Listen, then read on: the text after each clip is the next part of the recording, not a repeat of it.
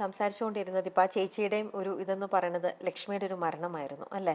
അത് സുരേഷ് ഏട്ടനെ മാത്രമല്ല, സുരേഷിനോട് അടുപ്പമുള്ള എല്ലാവർക്കും വേദനിപ്പിക്കുന്ന ഒന്നാണ്. ഒബ്വിയസ്ലി നിങ്ങളുടെ ഫാമിലിയിൽ ഒരുപാട് വേദന തന്ന ഒരു കാര്യമാണ്.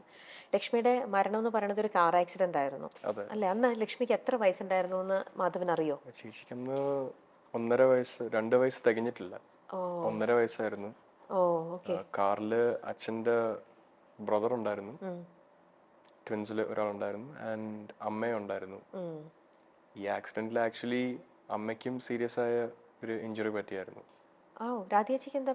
അമ്മയുടെ ഫീമർ, തൈബൂൺ, അത് ഫുള്ളി ഫ്രാക്ചറായി. അകത്തുള്ള ഫീമറിനകത്തുള്ളൊരു ലിക്വിഡ് ഉണ്ടല്ലോ, അത് ബോഡിയിൽ ഫുൾ സ്പ്രെഡായി ഷോക്കിലോട്ട് പോയായിരുന്നു. And she was in A critical condition for A while. അത് കാരണം ഇപ്പോൾ അഗൈൻ മൂവിങ് ഫോർവേഡ് ലൈഫിലും അമ്മയുടെ മുട്ട് ഏകദേശം കംപ്ലീറ്റ് പ്രോബ്ലം ആയിട്ടിരിക്കുകയാണ്. അത് അറിയത്തില്ല, അതിൻ്റെതായ മെഡിക്കൽ പ്രൊസീജിയർ ഫോളോ ചെയ്യേണ്ടി വരും. പക്ഷേ അന്നത്തെ ഒരു ഇഞ്ചുറിയിൽ നിന്നും സഫർ ചെയ്യുന്ന ഒരാളാണ് അമ്മ. പാരൻസിനുണ്ടായ ഒരു മെന്റൽ ടോളിന്റെ കൂടെ അമ്മയ്ക്ക് ഒരു ഫിസിക്കൽ ടോളും കൂടെ അനുഭവിക്കേണ്ടി വന്നിട്ടുണ്ട്. എവിടെ വെച്ചായിരുന്നു ആക്സിഡന്റ്? കൊല്ലത്ത് വീടിനടുത്ത് വെച്ച്, കൊല്ലത്തെ അച്ഛൻ്റെ വീടിനടുത്ത് വെച്ചായിരുന്നു.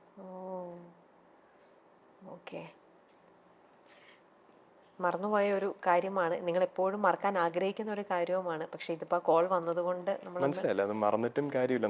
നടന്ന് സംഭവിച്ചൊരു കാര്യമാണ്. നമ്മളാരും ഒന്നും ഇല്ലായിരുന്നു.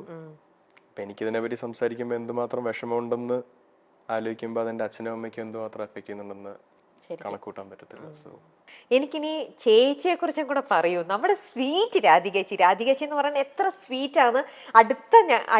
അടുപ്പമുള്ള എല്ലാവർക്കും അറിയാം. സച്ച് എ സ്വീറ്റ് ആയിട്ടുള്ള ഒരു സ്വീറ്റ് ഹാർട്ടാണ്. ആ സ്വീറ്റ് ആയിട്ടുള്ള അമ്മയെ കുറിച്ചും കൂടെ പറഞ്ഞു കഴിഞ്ഞിട്ട് ഞാൻ വേറൊരു സുരേഷ് ഏട്ടന്റെ ഒരു വീഡിയോ ക്ലിപ്പിംഗ് കാണിച്ചു തരാം. ഒരുപാട് സന്തോഷമുണ്ട് ഈ ചോദ്യം വന്നതിൽ. കാര്യം ഞാൻ എന്നും പ്രതീക്ഷിച്ചായിരുന്നു, ഇങ്ങനത്തെ ഒരു എക്സ്പെക്ട് ചെയ്ത ഇങ്ങനത്തെ ഒരെണ്ണം വരണം എന്ന് ആഗ്രഹം ഉണ്ടായിരുന്നു. ഞാൻ പറഞ്ഞ പോലെ സുരേഷ് ഗോപി എന്ന ആക്ടറിന്റെ റെസ്പോൺസിബിലിറ്റീസ്, ഇന്ന് സുരേഷ് ഗോപി എന്ന പൊളിറ്റീഷ്യന്റെയും റെസ്പോൺസിബിലിറ്റീസ് കാരണം ഒരുപാട് ടൈം ഫാമിലി ആയിട്ടും സ്വയമേ സെൽഫ് ടൈം എന്നൊരു ടൈം പോലും സാക്രിഫൈസ് ചെയ്ത് വർക്ക് ചെയ്യുന്ന ഒരാളായിരുന്നു ജീവിതകാലം മൊത്തം. അങ്ങനെ ഒരാളായിട്ട് സ്വന്തം മക്കൾക്ക് പോലും സമയം സ്പെൻഡ് ചെയ്യാൻ കിട്ടുന്നത് വളരെ ചുരുക്കമാണ്. അത് അറിഞ്ഞു തന്നെയാണ് ഈ ഞാൻ നേരത്തെ പറഞ്ഞ പോലെ 2 മണിക്കൂർ ട്രിവാൻഡ്രത്ത് സ്പെൻഡ് ചെയ്യാൻ കിട്ടിക്കഴിഞ്ഞാൽ എറണാകുളത്തുനിന്നോ കോട്ടയത്തുനിന്നോ ഡ്രൈവ് ചെയ്ത് വന്ന 2 മണിക്കൂറും വീട്ടിൽ സ്പെൻഡ് ചെയ്തിട്ട് തിരിച്ചു പോകുന്ന ആളായിരുന്നു അച്ഛൻ. സ്വാഭാവികമായിട്ടും ഒരാൾ അവിടെ വീട്ടിൽ സാക്രിഫൈസ് ചെയ്യേണ്ടി വന്നു. അവരുടെ പേഴ്സണൽ പാഷൻ ആണെങ്കിലും കരിയർ ആണെങ്കിലും എല്ലാം സാക്രിഫൈസ് ചെയ്ത് ടു ഹോൾഡ് ഫോർട്ട്, വീട് നിലനിർത്താനായിട്ട് എല്ലാം മാറ്റി വെച്ചിരുന്ന ഒരാൾ എൻ്റെ അമ്മയാണ്. ആ അമ്മയായിട്ടാണ് നമ്മൾ 4 മക്കളും ഏറ്റവും കൂടുതൽ ടൈം ആക്റ്റീവ്ലി സ്പെൻഡ് ചെയ്തിട്ടുള്ളത്. അപ്പൊ എന്നെ പറ്റി എനിക്ക് അച്ഛനെ എത്ര അറിയാവോ എന്ന് ചോദിക്കുന്നതിനെക്കാട്ടിലും എപ്പോഴും അമ്മ എനിക്ക് എന്തുമാത്രം അറിയാം എന്ന് ചോദിച്ചു കഴിഞ്ഞാൽ തീർച്ചയായും എനിക്ക് കൂടുതൽ സംസാരിക്കാൻ പറ്റും അതിനെ പറ്റി. പറയൂ രാധികേച്ചിനെ കുറിച്ചും കൂടെ. അമ്മ സുരേഷ് ഏട്ടൻ പറഞ്ഞിട്ടുണ്ട്, ഞങ്ങൾ ഈയിടെ കണ്ടപ്പോൾ സുരേഷ് ഏട്ടൻ ഇപ്പൊ ഈ പൊളിറ്റിക്സും കൂടെ ഒക്കെ വന്നു കഴിഞ്ഞപ്പോഴത്തേക്ക് എങ്ങനെയാ ഹാൻഡിൽ ചെയ്യണേ. അപ്പോൾ ആ കല്യാണത്തിന്റെ സമയത്തും ഒക്കെ പറയുമ്പോൾ പറയും, എൻ്റെ വീട്ടിൽ ഒരു കാര്യവും എനിക്കറിയില്ല, എനിക്കൊന്നും അതെല്ലാം രാധികയാണ്, അവള് മാനേജ് ചെയ്യണതാണ്. അന്ന് സുരേഷ് ഏട്ടനും ഒരുപാട് പറയുന്നുണ്ടായിരുന്നു, രാധികേച്ചി ഇത്ര മനോഹരമായിട്ട്, അതിപ്പം യു ജസ്റ്റ് സെഡ് ഇറ്റ്, അത് ഇത്ര മനോഹരമായിട്ട് പറഞ്ഞു. അപ്പൊ അതുകൊണ്ട് രാധികേച്ചി എനിക്കിപ്പോൾ പേഴ്സണലി അറിയാൻ കൂടെ ചെയ്യാവുന്നത് കൊണ്ട് രാധികേച്ചിനെ കുറിച്ച് നമ്മൾ ഫ്യൂ വേർഡ്സ് പറയാണ്ട് നമുക്ക് മുന്നോട്ട് പോകാൻ പറ്റില്ല. അതുകൊണ്ട് തന്നെ ഞാൻ പറഞ്ഞത്, നമ്മുടെ അറിയാത്ത ഇവരും അറിയണം രാധികേച്ചിയുടെ ഇൻവോൾവ്മെന്റും നിങ്ങളിപ്പോൾ ഇവിടെ നിൽക്കുന്നതിൻ്റെയും ആ ഒരു ഭയങ്കര സ്ട്രോങ് ആയിട്ട് നിൽക്കുന്ന ആ ഒരു ബ്യൂട്ടിഫുൾ ലേഡി. പറയൂ. അമ്മയെ പറ്റി പറയുന്നതിന് മുന്നേ ഈ ഒരു ജനറേഷനിൽ എപ്പോഴും ഒരുപാട് പ്രാധാന്യം പോവാത്ത ഒരു കാര്യമുണ്ട്, സാക്രിഫൈസിങ് ഫോർ സമ്മൺ എൽസ്. ഒരു കല്യാണത്തിൽ മെയിൻലി ഒരു വിവാഹം നടക്കുമ്പോഴത്തേക്കും രണ്ടുപേർക്കും അവരുടേതായ റോൾസ് ഉണ്ട് ഒരു മാരേജ് സസ്റ്റെയിൻ ചെയ്യാൻ. Suresh Gopi was the provider. He went out, sacrificed everything to provide. അതേപോലെ പ്രൊവൈഡ് ചെയ്ത് കൊണ്ടുവരുന്ന സസ്റ്റെയിൻ ചെയ്യാൻ അതേപോലെ സാക്രിഫൈസ് ചെയ്ത ഒരാളാണ് രാധിക സുരേഷ്. അമ്മ എല്ലാ കാര്യം കൊണ്ടും സ്വന്തം മക്കൾക്ക് വേണ്ടി ജീവിതം മാറ്റി വെച്ച ഒരാളാണ്.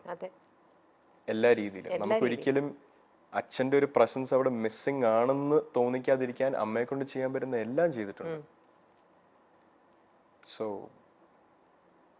with speaking about someone who sacrificed their own life for someone else, be it their own kids, പക്ഷെ ആ സാക്രിഫൈസ് ചെയ്യാന്ന് പറയുന്നത് ഈ ഒരു ജനറേഷൻ ഒരുപാട് കാണാറുണ്ട്.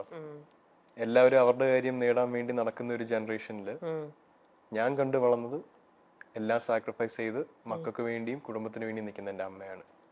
അതേപോലെ ഒരു സാക്രിഫൈസ് ചെയ്യാൻ പറ്റുമെന്ന് പറയുന്നത് ഒരാളുടെ മെന്റൽ സ്ട്രെങ്ത്തിനെ മാത്രം കോംപ്ലിമെന്റ് ചെയ്യുന്ന ഒരു കാര്യമാണ്.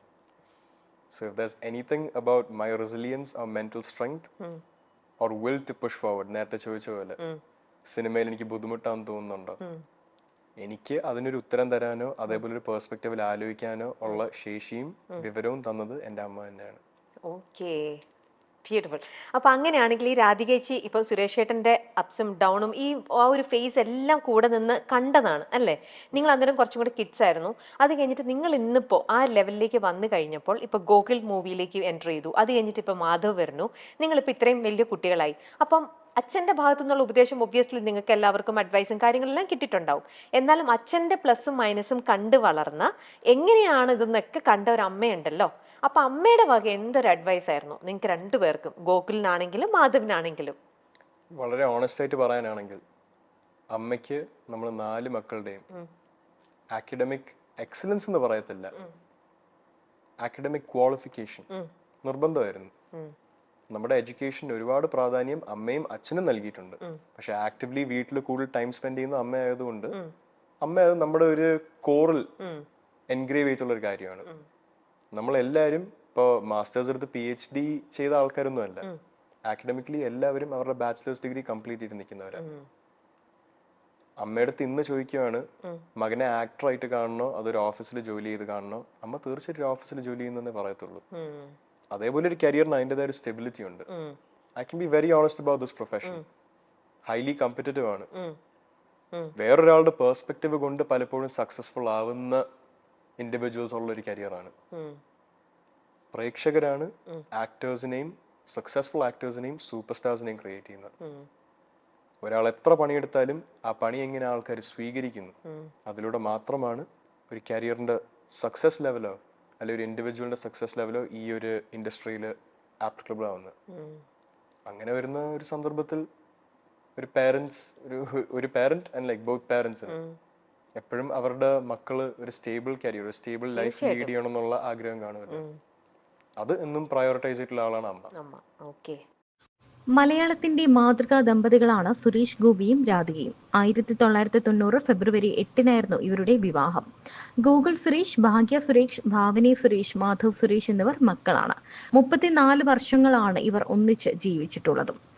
അച്ഛൻ ഗോപിനാഥൻ പിള്ളയും അമ്മ വി ജ്ഞാനലക്ഷ്മിയും ചേർന്നാണ് രാധികയെ തനിക്ക് വേണ്ടി വിവാഹം ആലോചിക്കുന്നതെന്നും വിവാഹ നിശ്ചയം കഴിഞ്ഞതിനു ശേഷമാണ് താനും രാധികയും തമ്മിൽ കാണുന്നതെന്നും സുരേഷ് ഗോപി മുൻപ് പറഞ്ഞിരുന്നു. എപ്പോഴും സുരേഷ് ഗോപിയുടെ എല്ലാ വിജയങ്ങളുടെ കഥ പറഞ്ഞാലും അതിൽ രാധിക സുരേഷ് ഗോപിയുടെ കയ്യൊപ്പ് വളരെ വലുതാണ്. കാരണം സുരേഷ് ഗോപി ഈ തിരക്കുകളിലൊക്കെ സിനിമാ തിരക്കുകളുമായി മുന്നോട്ട് പോകുമ്പോൾ, സൂപ്പർ സ്റ്റാർ എന്ന ലെവലിൽ ജീവിക്കുമ്പോൾ, അല്ലെങ്കിൽ ആ തിരക്കുകളിലൊക്കെ മുന്നോട്ട് പോകുമ്പോൾ ഒരു വലിയ ഗായികയായി ഉയർന്നു വരേണ്ട രാധിക സുരേഷ് തന്റെ കരിയറും തന്റെ ആഗ്രഹങ്ങളും എല്ലാം മാറ്റിവെച്ചുകൊണ്ടാണ് കുടുംബത്തിന് വേണ്ടി നിന്നത്. തന്റെ മക്കൾക്ക് കൃത്യമായ വിദ്യാഭ്യാസം ഉണ്ടാകണം, അവർ എത്തേണ്ടടുത്ത് എത്തണം, അവർക്ക് ഒരു കുറവും ഉണ്ടാകരുത്. ഒരു ദിവസം അവസാനം തന്റെ ഭർത്താവ് സുരേഷ് ഗോപി വീട്ടിലെത്തുമ്പോൾ അമ്മയായും ഭാര്യയായും എല്ലാം ഊട്ടുന്ന ഒരാളായി താൻ അവിടെ ഉണ്ടാകണം. ആ വീടിന്റെ നിലവിളക്ക് എന്ന് പറയുന്നത് രാധിക സുരേഷ് ഗോപി തന്നെയാണ്. ആ മക്കൾക്ക് ഒരിക്കലും മാറ്റിവെക്കാൻ പറ്റാത്ത ഒരു പേര് തന്നെയാണ് അമ്മയുടേത്. സുരേഷ് ഗോപി മുമ്പ് പറഞ്ഞിട്ടുള്ളത് ഇങ്ങനെയാണ്: 1989 നവംബർ 18-ാം തീയതി തന്റെ അച്ഛൻ തന്നെ ഫോണിൽ വിളിച്ചു. താൻ കൊടൈക്കനാലിൽ ഒരുക്കം എന്ന സിനിമയുടെ ലൊക്കേഷനിലായിരുന്നു. ഞങ്ങൾ കണ്ടു, ഞങ്ങൾക്ക് ഞങ്ങളുടെ മകളായി മരുമകളായി ഈ പെൺകുട്ടി മതി, നിനക്ക് നിന്റെ ഭാര്യയായി ഈ പെൺകുട്ടി മതിയോ എന്ന് നീ വന്ന് കണ്ട് തീരുമാനിക്കണം എന്നാണ് പറഞ്ഞത്. 4 ആൺമക്കളുള്ള നമ്മുടെ വീട്ടിലേക്ക് വരേണ്ടത് ഒരു മകളാണ്. ആദ്യമായി ഈ കുടുംബത്തിലേക്ക് വലതുകാൽ വെച്ച് കയറുന്നത് ഒരു മകളാകണമെങ്കിൽ നിങ്ങളുടെ ആഗ്രഹത്തിനാണ് ഞാൻ മതിപ്പ് കൽപ്പിക്കുന്നത്. എനിക്ക് പെണ്ണ് കാണണ്ട, ഞാൻ കെട്ടിക്കോളാം എന്നാണ് സുരേഷ് ഗോപി പറഞ്ഞത്.